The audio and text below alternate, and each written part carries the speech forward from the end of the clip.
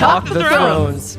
The Ringer's instant reaction show for all things Ice and Fire is back. Now as a pod. To cover the new Game of Thrones spin-off, House of the Dragon. Every Sunday night, the Ringerverse, Chris Ryan, that's me, Joanna Robinson, and I, Mallory Rubin, will be breaking down the latest episode, sharing our thoughts on all the schemes and plots. Schemes and plots are the same thing. Dragons. And incest. Hey, it's a Game of Thrones show. So boot up your favorite podcast player and head to the Dragon Pit. Because fire and pods will reign. This episode is brought to you by eBay Authenticity Guarantee. eBay knows that when it comes to jewelry, authenticity is the real gem. When you see the blue check mark that says Authenticity Guarantee, it means your next piece will be carefully inspired by jewelry experts and will always be worth its weight in gold. Whether you're looking to make a statement or build the perfect everyday look, eBay is making sure you get the real deal.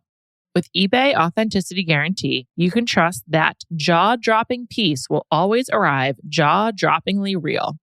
Ensure your next purchase is the real deal. Visit ebay.com for terms. This episode is brought to you by Visible. Maybe you've already let your New Year's resolution slip. We all have, but you can still make a 2 year's resolution with Visible. Right now, you can get a one-line wireless plan from Visible for just $20 per month for 24 months. 24 months is basically 4 Bachelor seasons. That could be 4 engagements, 4 broken engagements. So many other couples we didn't see coming. It's really an eternity in Bachelor Nation. And that's unlimited 5G data powered by Verizon with no annual contracts. Switch now at Visible.com and use the code VISIBLE24. Don't miss out. Offer ends January 31st. New members only. Promotional rate with service on the Visible plan. For additional terms and network management practices, see Visible.com.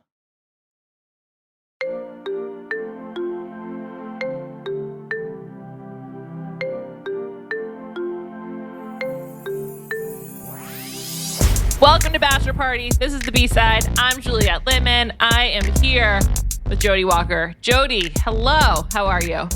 Juliet, hello. I am doing well. As you know, I am in New York right now. My former stomping grounds, you're always stomping grounds, so I'm thrilled. But I have spent a large chunk of that New York time consuming Bachelorette content. And so that's a little tough to stomach. But welcome to my world. Oh, you know I'm in it. You know I'm putting out 3,000 words a week on this nonsense. Oh my God. If you haven't read Jodi's recap of this past week's episodes, or in general, definitely check them out on theringer.com. They are very funny, very insightful, and I'm delighted to talk to you about some of it.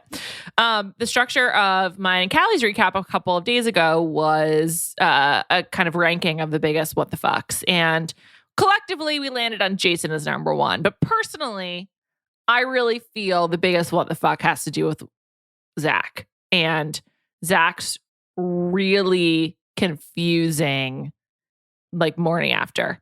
So, Jodi, what is your best theory of what happened between Zach and Rachel? Because his stated reason, I just wanted to say, his stated reason is that she was questioning his readiness for engagement due to his age. I think that is definitely like just a very small portion of whatever they talked about. And I'm curious what you think. My theory is pretty simple and pretty based in real world dating, I think, which is that Zach is fully in love with Rachel. He is like a pretty, he does not seem immature to me, but he does seem young in that maybe he doesn't have a ton of experience and that he sort of fell in love with her very quickly. And I think that Rachel, was very romanticized by a lot of their early dates where they watched home videos and wept together. As you know, I was very taken with that date, contrary to most of the rest of the world. I love home videos. What can I say? And I think you can learn a lot from that. And I think that they did. And I was like, oh, these two people just fell in love.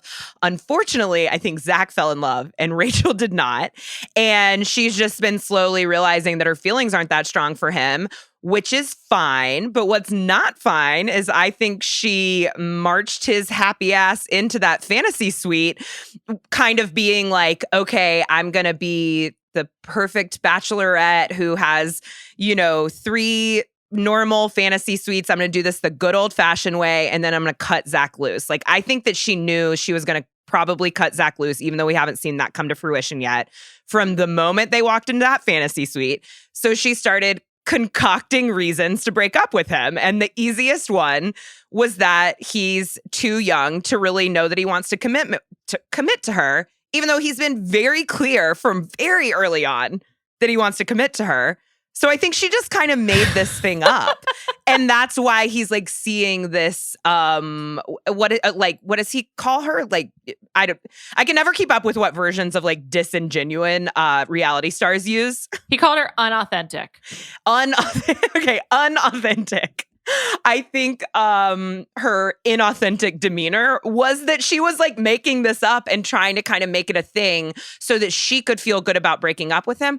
And also the darkest side of that is so that she'd have like a reasonable narrative to break up with him. I do think, I've never thought this about her before, but it did make me start side-eyeing, is like, oh, she's kind of trying to create a narrative around this that will look good. And I don't love it. I don't love it either. I don't really care about Zach. Like, I feel like people like him. I think you like him. Do you like him? I have great affection for Zach. As I have expressed on multiple podcasts across the Ringer universe, I love a himbo. And I think that ever since I found out that Zach's uncle is Patrick Warburton, Kronk from Emperor's New Groove, that's just really colored my perception of Zach as just a lovable himbo who would be extremely easy to be married to if you can get down with that, with, you know, having like simple, lovely conversations and kind of like giggling over chips and salsa like we saw them doing at the end of the episode. So I think that's it. It's like, yeah, I never think about how young he is. He doesn't He's 25. seem 25. Yeah, I agree. He carries himself older. I don't even think about him as a himbo. I just think he seems like super lame. I think it's because he was so into like their first date that you loved that I hated, that I was just like, this guy sucks. I was like, who likes this kind of thing? So me, Juliet. I mean, yeah. No, I mean, obviously I would hate that date if I was on it. I'd never go on The Bachelorette. They wouldn't let me on. But if put in that situation, well, you know, I'm a really easy crier and only at TV, really. And so it's just, I can be emotionally swept away by these situations. And I think when you're in it, you can be emotionally swept away by these situations. Sure. Okay. That's fair. I just think that he's like super whatever. And like, I don't know. I can't get a great feel for like either of these people at this point. Like Zach, I kind of don't care, but the Rachel of it all is kind of what I'm more interested in. And I'm just like, to your point about Rachel caring about the narrative, she's been talking a lot about deserving to be the Bachelorette, like being a good Bachelorette versus the bad Bachelorette. And she's very concerned about like the role she's playing. And I just want a full disclosure. I don't like Rachel. I think I would like her in real life, but on TV, she's just like really grating on me. And I'm just sort of like, I don't completely know why. And I also feel guilty about this. Like she hasn't done anything objectively wrong. On Jam Session this week, I said I wanted to normalize not liking people. And so this is part of my attempt to normalize just not caring for someone.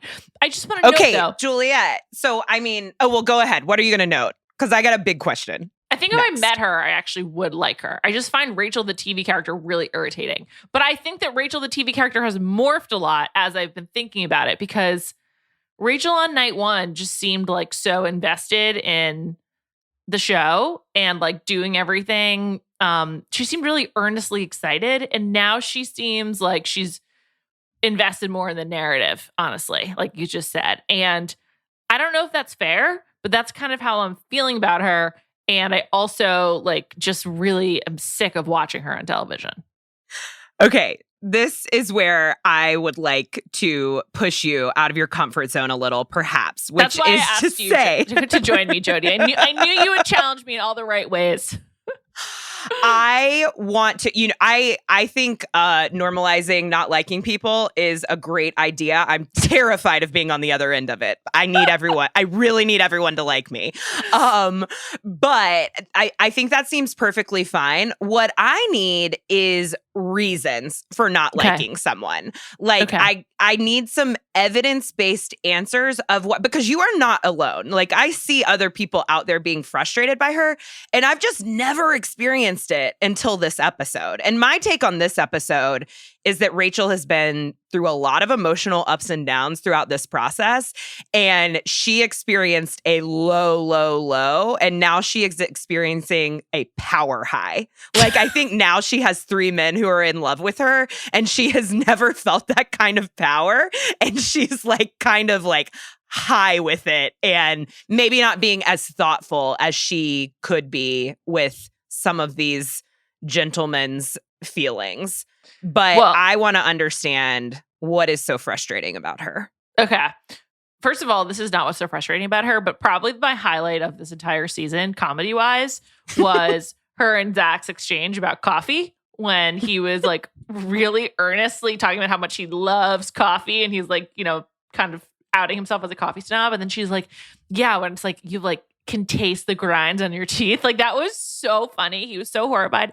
Everything about their morning after was so awkward. I actually like did not think that he was being that earnest. I thought that he was trying so hard to make conversation, and they were so over each other at that point that they like could not banter. But that's when I saw her at her most unauthentic, is when I just felt like she was still trying to push these sort of normal morning after narratives where she kind of flirtily says like that they didn't sleep at all. He was like, yeah, we had a lot of terrible conversations. And I think she says they talked about family, politics, and religion. And religion. Yeah. So those are like really heavy, which one of the main problems with this season is that we don't know where either of them stand on any of those things. And I often don't want to know where people stand on many of them, because it's just usually complicates the picture here on The Bachelor and The Bachelorette.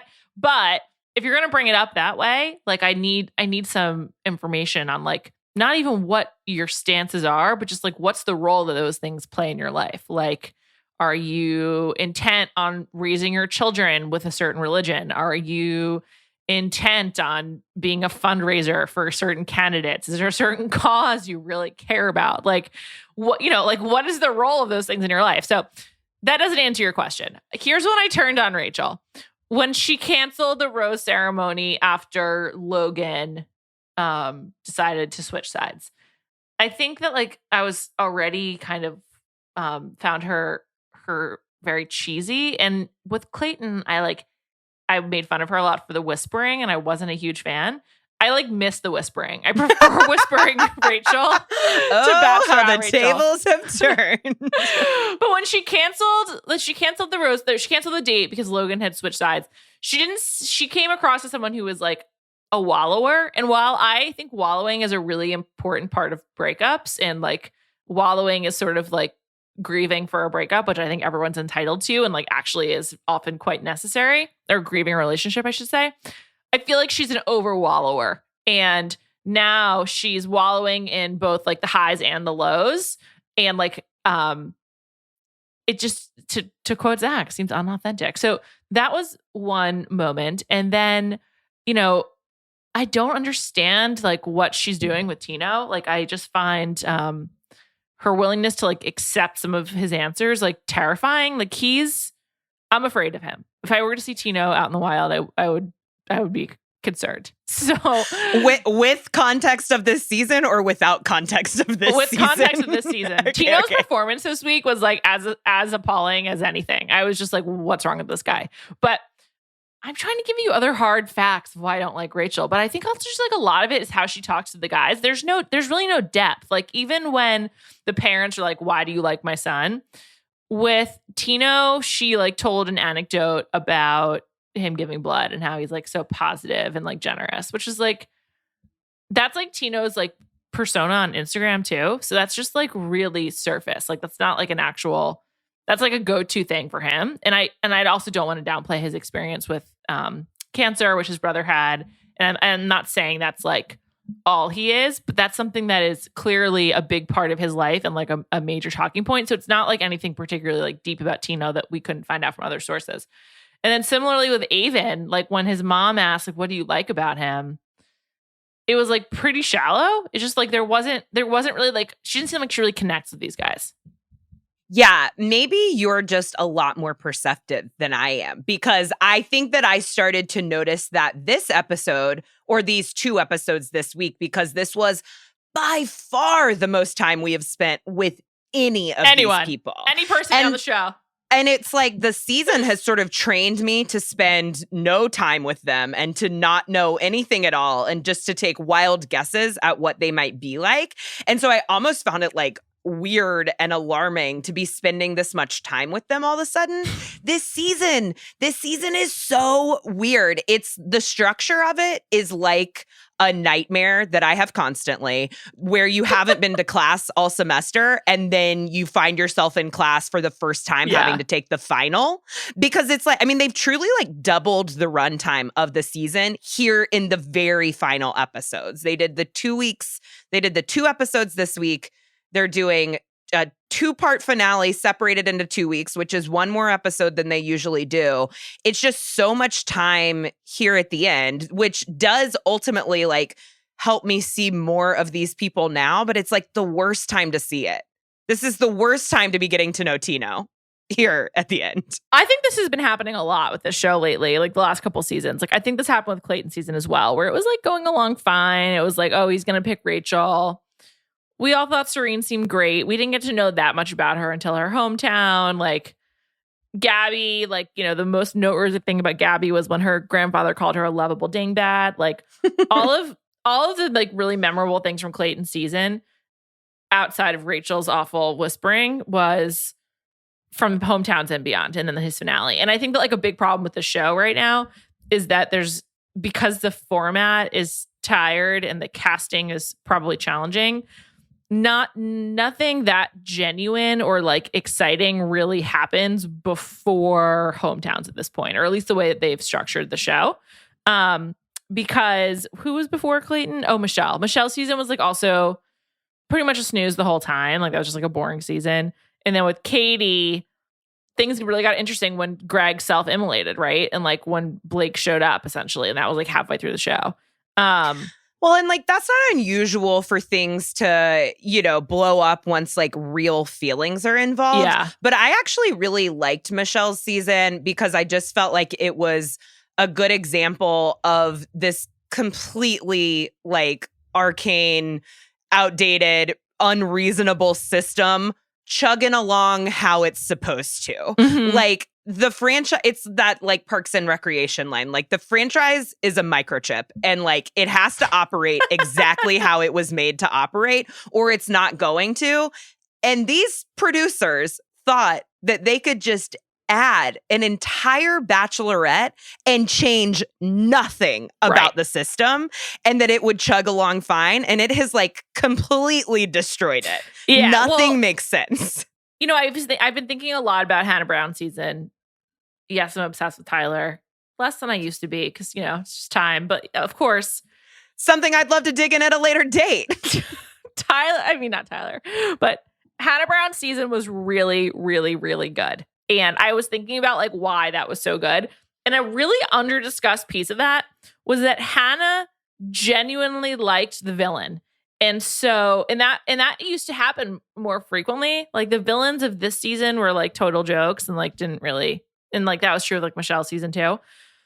But Hannah was really into Luke P. Like she kept him around because she liked him. And like that fight they had, I think it was like in Scotland when he was like, wasn't listening to her, but she kept him anyway. Like, I believe that she actually kind of wanted to She asked the producers if they would go talk to him for her. I remember that like Scotland cliffside date and she was like so mad and like yelling with the producers and she was like, can y'all just tell him that? And it was the only time where I've ever been like, oh, there are boundaries here because they were like, no, of course not. But like, if you think about that, she chose the wrong guy. She had a generationally hot man. She had sex in the windmill multiple times and Jesus still loved her. She moved the dais for the pedestal. The pedestal for the roses. She had Luke. Like there was just so much happening in that season before the finale.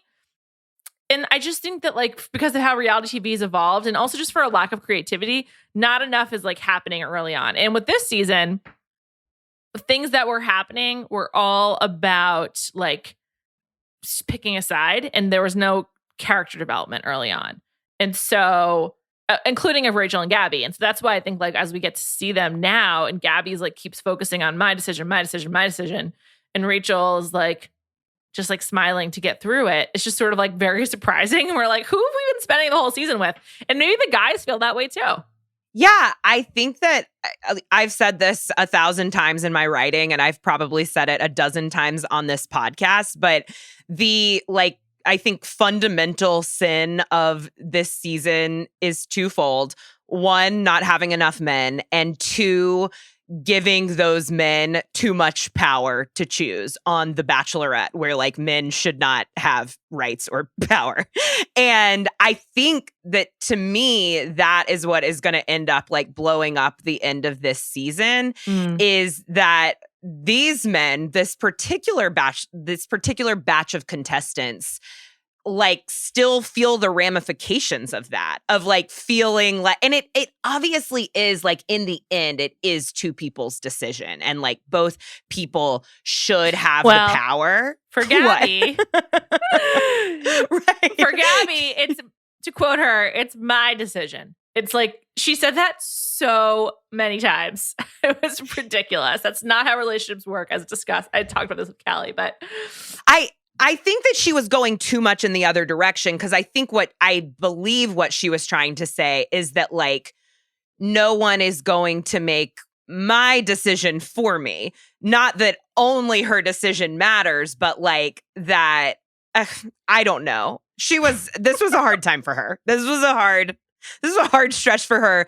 getting broken up with by Twice. A man who said that she was one of the dopest girls I've ever hung with, I think. Johnny. Oh How my dare God. you? Johnny, who do you feel like you know more about? Johnny from this season or Justin from Katie's season? Ooh. I know more about Johnny.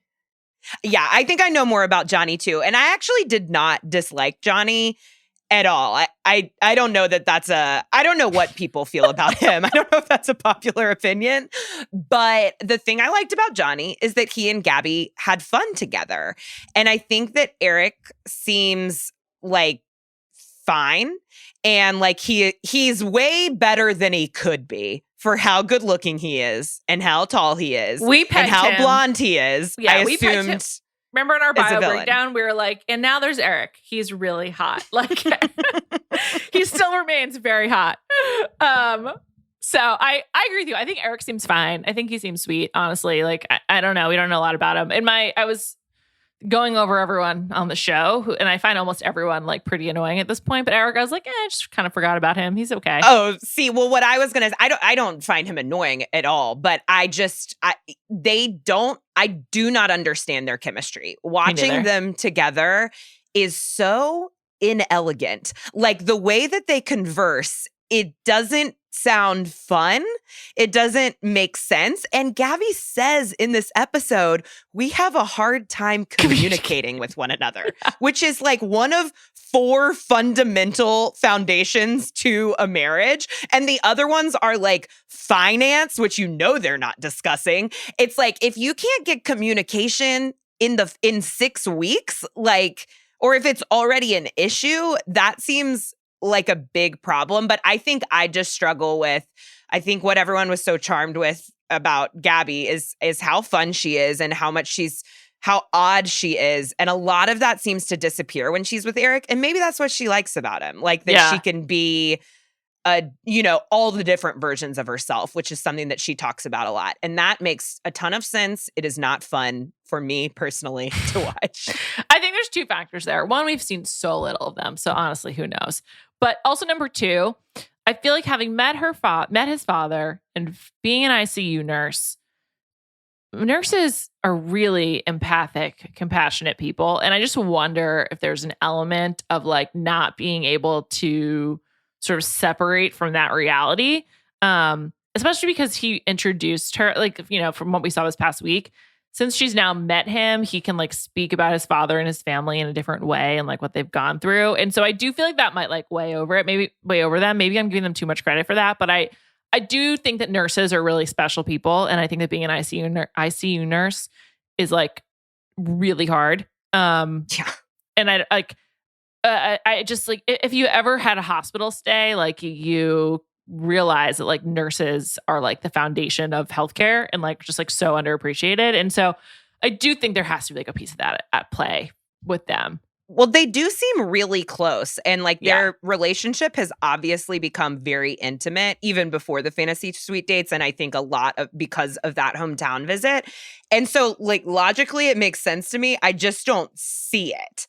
Yeah. But she loves nothing more than just climbing on that big man's lap. Like the way that she always gets in his lap, and she doesn't do it to any of the other big men. She said in this episode, "I want to crawl inside you." So one thing that's just like also a lot more fun about Gabby, and again, it's like unfair to pit them against each other, but like Gabby is so funny about sex. Like when she uses a lot of euphemisms that are just like so silly. And then when she was like, "I just want Jason to hit my butt with a racket," like that was just like so funny and silly. And to your point about Rachel, she's definitely, you know, like there's like more of like a I don't know, like an artificial sweetness to how she's approaching some of this. And I just want to be clear. I don't think everyone needs to have the same relationship to sex as Gabby and like whatever it is. Also, I support all of them. I support both of them and like sleep with who you want, do your thing. But I just feel like there's a levity to Gabby that Rachel does not have. And maybe because it's a comparison, it makes her seem like more of a drag. And that's like an unfair read by me. I guess I feel very self-conscious about disliking her. That's just sort of my bottom line is I just feel bad. I can't fully explain it, but I do. Did you like did you have any feelings about when after Avon's fantasy suite, she was like, "Avon's got the full package, the full package." She said package. That's pretty straightforward. That's true. She looked like, I mean, that was great news. Avon is who I feel like I know the least. And maybe it's because I spend all of his on-camera time just kind of like staring at his face. Like he just has very hot, such lovely features. Yeah, he's a beautiful man. But I don't know a thing about him. It's kind of like Pilot Pete in his season. And then like after the fantasy suite, Rachel looked like she had like been run over by a truck. I mean, she just in a good way. Yeah, like in a great all night sort of way. Like it looked like things had gone well. And then in her testimonial, when she was like, "He's got the full package," I was like, okay, Avon. And I think that was big for Rachel because I had assumed that Avon was her third place going into the fantasy suites. And then Zach got the old religion and politics conversation and quickly moved into third. This episode is brought to you by eBay Authenticity Guarantee. eBay knows that when it comes to jewelry, authenticity is the real gem. When you see the blue check mark that says Authenticity Guarantee, it means your next piece will be carefully inspired by jewelry experts and will always be worth its weight in gold. Whether you're looking to make a statement or build the perfect everyday look, eBay is making sure you get the real deal. With eBay Authenticity Guarantee, you can trust that jaw-dropping piece will always arrive jaw-droppingly real. Ensure your next purchase is the real deal. Visit ebay.com for terms. This episode is brought to you by Visible. Maybe you've already let your New Year's resolution slip. We all have, but you can still make a 2 year's resolution with Visible. Right now, you can get a one-line wireless plan from Visible for just $20 per month for 24 months. 24 months is basically 4 Bachelor seasons. That could be 4 engagements, 4 broken engagements, so many other couples we didn't see coming. It's really an eternity in Bachelor Nation. And that's unlimited 5G data powered by Verizon with no annual contracts. Switch now at Visible.com and use the code VISIBLE24. Don't miss out. Offer ends January 31st. New members only. Promotional rate with service on the Visible plan. For additional terms and network management practices, see Visible.com. This episode is brought to you by State Farm. You might say all kinds of stuff when things go wrong, but these are the words you really need to remember. Like a good neighbor, State Farm is there. They've got options to fit your unique insurance needs, meaning you can talk to your agent to choose the coverage you need. Have coverage options to protect the things you value most. File a claim right on the State Farm mobile app and even reach a real person when you need to talk to someone. Like a good neighbor, State Farm is there. The thing that's so weird about that is she said that his hometown was the best. So like, did none of that stuff come up? I wonder if he brought some of that stuff up and she was just like, nah, no thanks. Zach, you mean, or Avon? Zach. She told Zach that their hometown was her best hometown. And so you would think that some of those heavy topics would come up if they were a big deal. So I wonder who brought that stuff up, like, and why you didn't talk about it when you were in his home. And also, like, I don't know, because maybe it was stuff that she brought up and wanted to follow up on. I don't know. Politics and religion. I mean, you got to be aligned on those. So I don't But it's actually, like, and I guess, you asked me early on what I think happened in there. It's like my one option is that Rachel was trying to kind of create a narrative to break up with him that made sense, that was not actually based in reality. The other option is, that they completely fundamentally disagree on those things. But if that's the case, why not just say it? I know. I don't get it. Also, why was he so confused? Like, I don't understand. I look forward to finding out. Let's spin forward. The episode ends with Jesse in a studio with boxes all around. It kind of looks like he's at like the site of a future haunted house for Halloween that like hasn't been built yet. And there's just like shit around him. Called it the elephant graveyard of after the final rose set in my recap. It was just like, why did they make it look so desolate? Let's read what he said. And luckily you put it in your recap, so I have it handy. Great. Here's what Jesse said. He told us to prepare ourselves. He said, get yourselves ready and prepare yourselves for the most shocking finale of all time. He also said to take some time. And he said, hey, Jesse Palmer here. So what could happen that's the most shocking thing of all time? Like, here's what I would say is up there in contention for the most shocking Bachelorette finales of all time.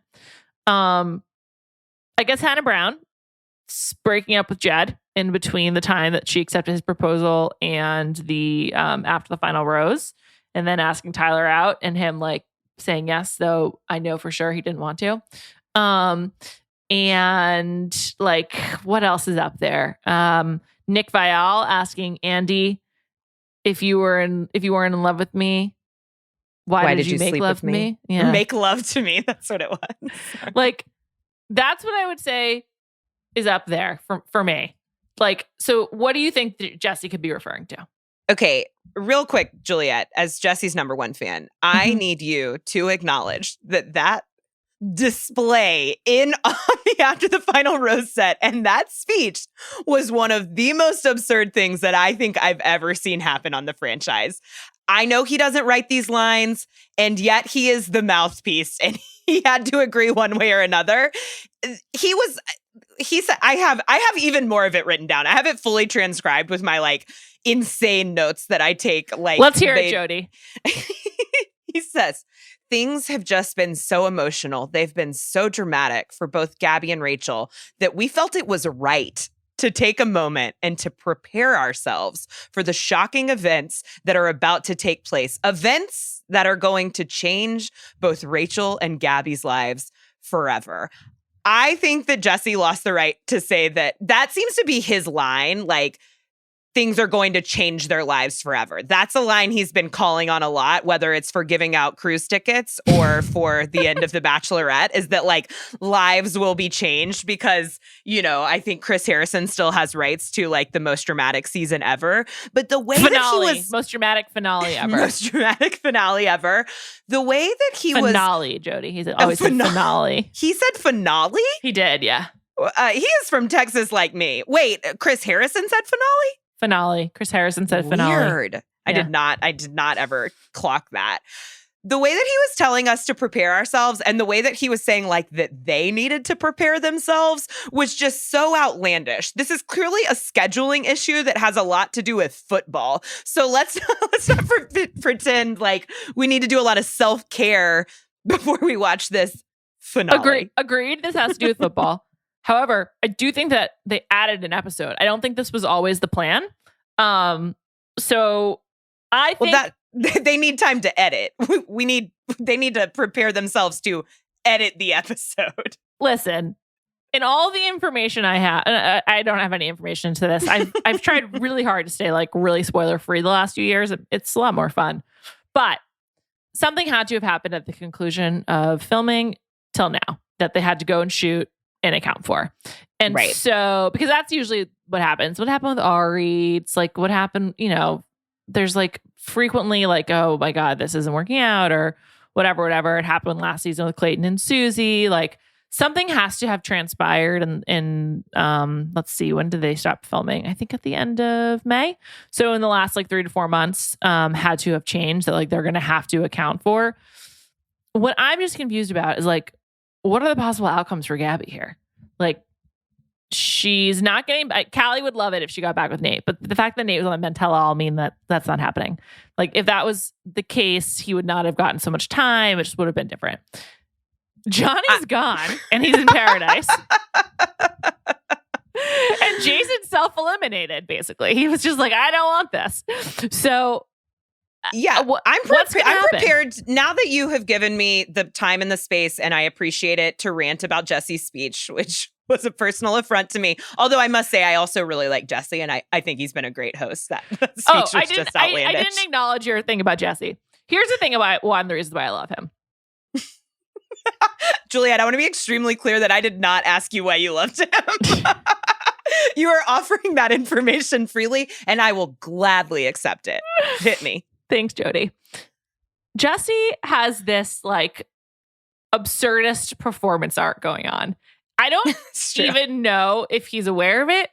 I don't know it's completely intentional, but the way that he is playing this and the way that he's being presented is like so perfect for this Bachelor moment. It actually like couldn't be better. Where that because he's been on the show and because he's like just like this nice guy who mostly has been like a football broadcaster for the last 10 years.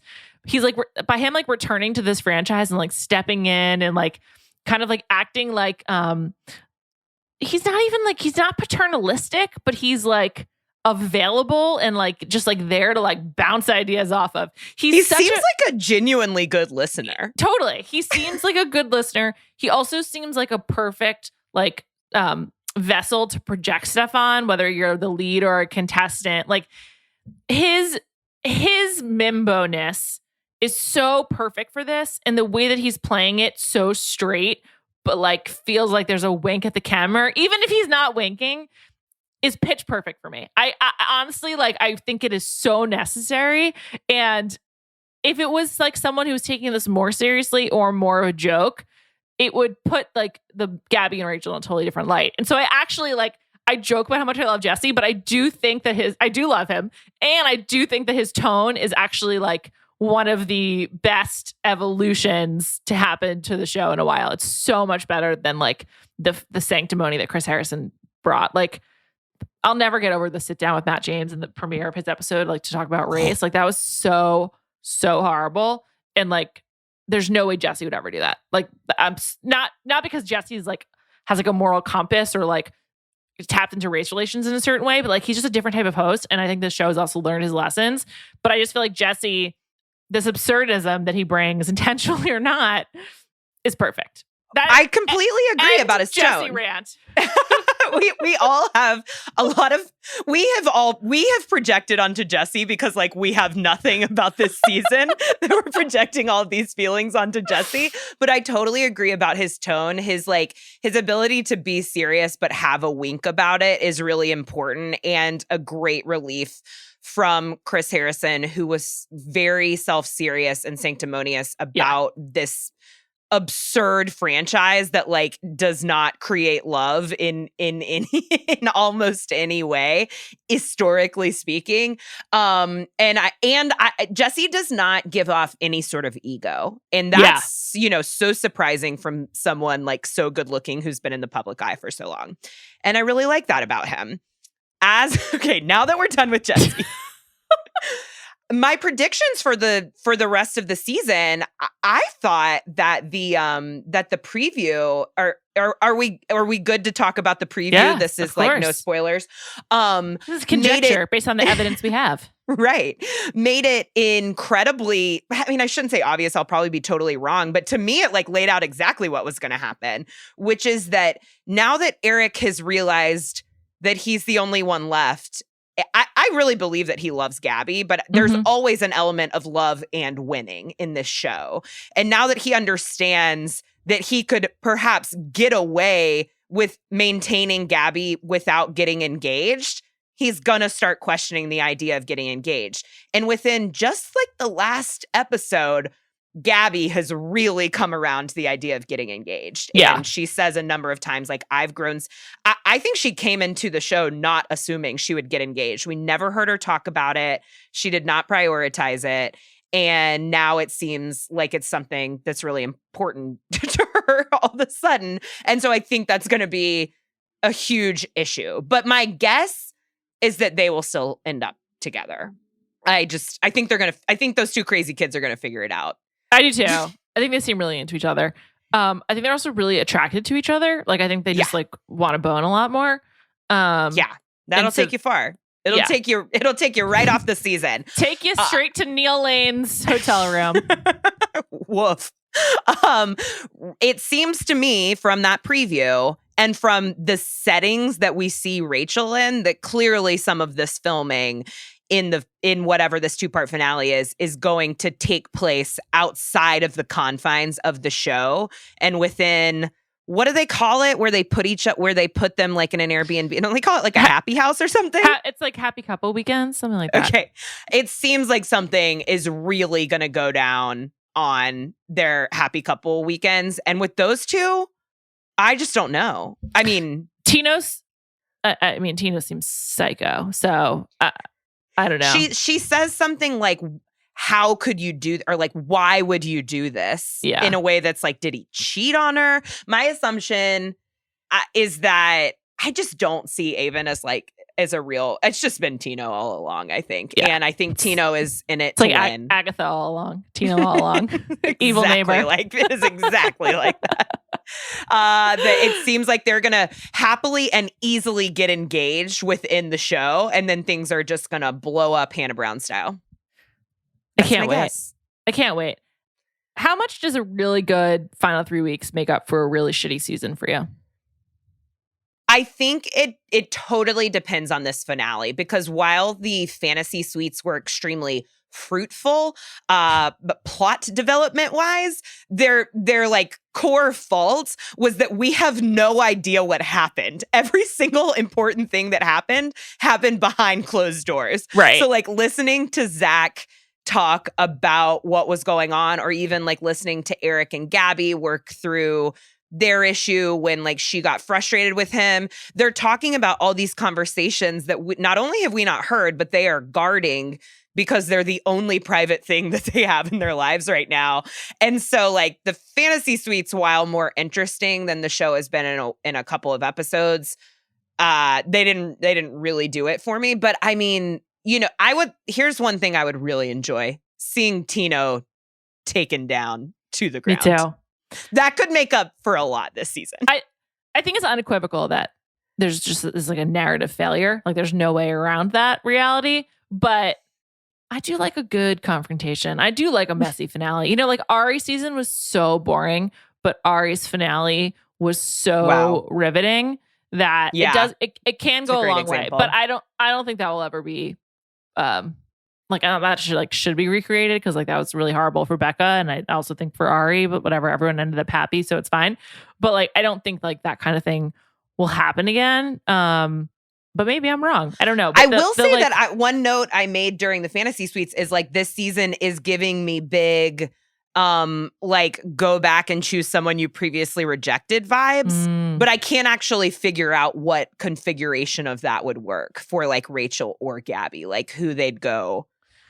Rachel could go back to Avon if she chooses Tino. That would be exciting. maybe she pulls a Hannah Brown and she asks Avon out on stage or something, which would be great because Avon seems awesome. So, Or maybe she goes back to Zach and she like apologizes. I don't think that one's going to work out. I think that is about to blow up. She's about to ruin Zach's life for questioning her character. The worst thing you can do on reality television. I don't see Gabby like going back. Like she doesn't seem like someone who revisits her choices. Not like in a bad way, but she's just sort of like a no regrets type of person to me. Or I feel like she has such a tough relationship with her parents that like with everyone else it's just like onward, bye. I think if it's someone that she broke up with, that she could revisit it because she seems to have like kind of been in love. My decision. Yes, exactly. If it was her decision to break up with them, then she could revisit the idea. Or like, she could just go out with Johnny again if he makes it out of paradise, unengaged, which seems likely unless there's, the dopest girl he's ever hung out with is in paradise, in which case they'll probably get engaged. That's what he's looking for. But she just seems to like have really liked a lot of these dudes in a surprising way. Yeah. I think Jason's off the table, but who knows? Who knows who else? Seriously. Well, I'm looking forward to finding out. Please check out Jodi's recaps on theringer.com if you haven't already. Jodi, thank you so much. Thank you to Erika Cervantes for producing this episode. Callie and I will be back Tuesday night after live finale part 1. Can't wait.